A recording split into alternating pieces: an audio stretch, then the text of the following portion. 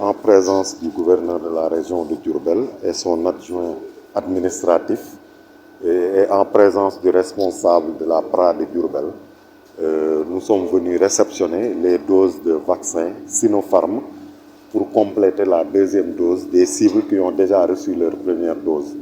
Et parallèlement à cela, nous avons reçu 30 000 doses du vaccin AstraZeneca, donc destiné à vacciner les cibles prioritaires qui ont été fixées par le ministère de la Santé. C'est-à-dire les personnes âgées? D'abord, les personnes âgées de 19 à 59 ans avec comorbidité, c'est-à-dire diabète, hypertension ou une maladie chronique. Les personnes âgées de 60 ans et plus avec comorbidité, diabète, tension ou maladie chronique, et aussi les personnes âgées de plus de 60 ans sans comorbidité.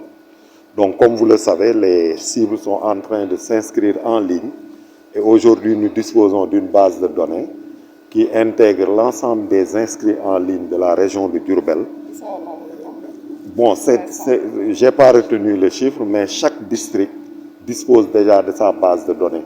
Et donc, les inscrits de Bambey, par exemple, vont être vaccinés à Bambey et Bambey va s'organiser pour les ventiler au niveau des postes de leur lieu d'habitation.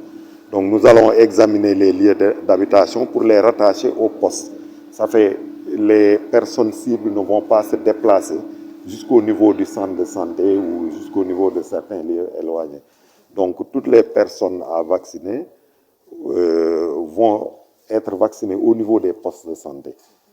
Évidemment, les centres de santé vont vacciner, mais chaque zone opérationnelle va vacciner les personnes inscrites sur la liste. Maintenant, il y aura des personnes peut-être qui ne sont pas inscrites, mais qui font partie de la cible.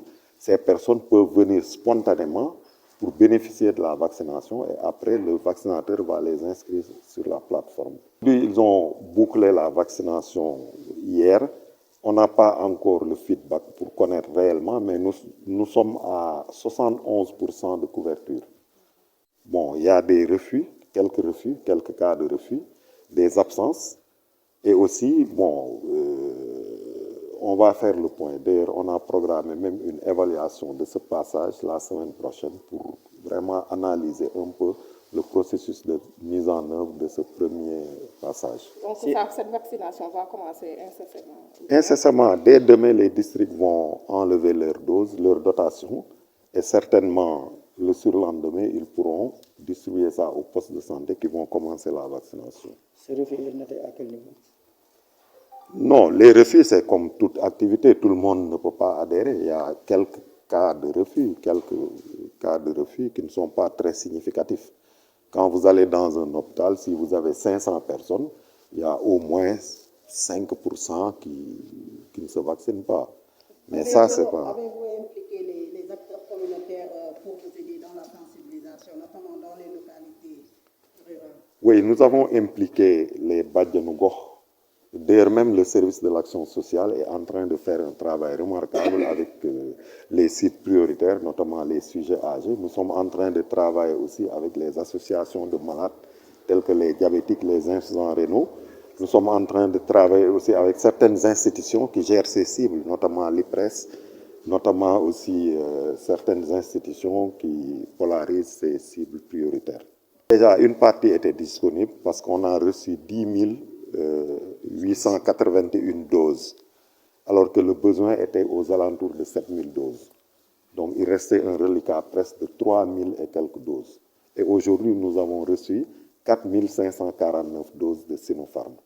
Donc, ce qui va compléter le reliquat pour administrer la seconde dose à l'ensemble de la cible qui a déjà reçu la première dose. Quelle est la situation? Donc, je l'ai dit, nous venons de recevoir les doses de AstraZeneca.